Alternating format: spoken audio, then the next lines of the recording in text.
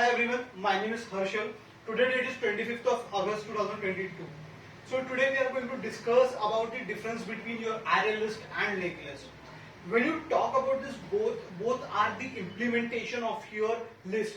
Basically in collections we have a three type of interfaces. One is your list, queue and set, and these two are belong to your list. So they are you can say of a similar family.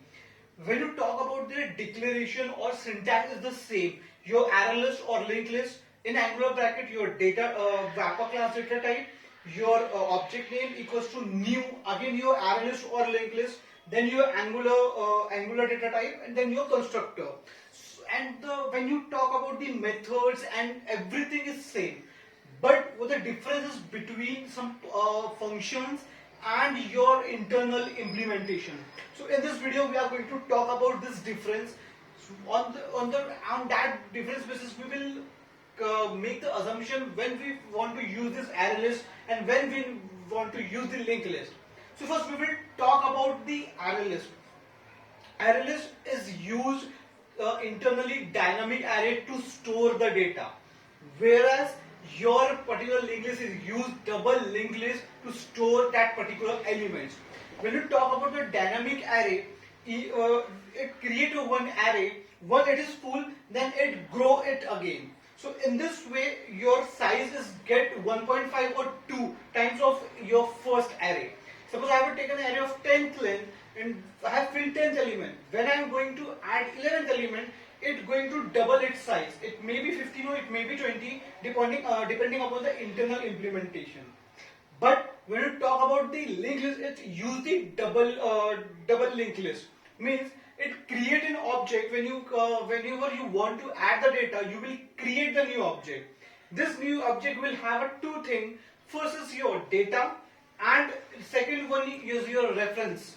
It has a second reference variable will store the address of next object.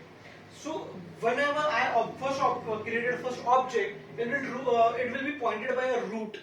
Then when I've added second object, the address of second object will going to copy in the reference variable of first object. In this way, it's going to create a link between each other, and in this way you can add as many as you want.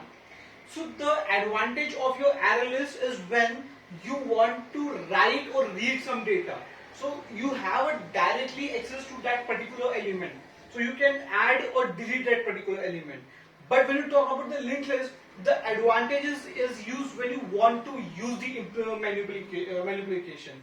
Like you want to remove some data. So it will just, you have to remove the address and put the new address over there. So it will get the remove from there. In the same way, but in the array list the manipulation is very slow. And in the linked list the read and write data is very slow. When you talk about your array list, the initial size is 10. When you talk about your linked list, it is empty. It is initialized when you create by your creating object. When you initialize, it get created. In the array list, we have a same methods, but due to this implementations, it is different. So depending upon your usage, when we want to use this, when our application program is having read and write operations, so we will use the array list. When it is about manipulation, we will use the linked list. So this are the difference between your linked list and array list. Thank you.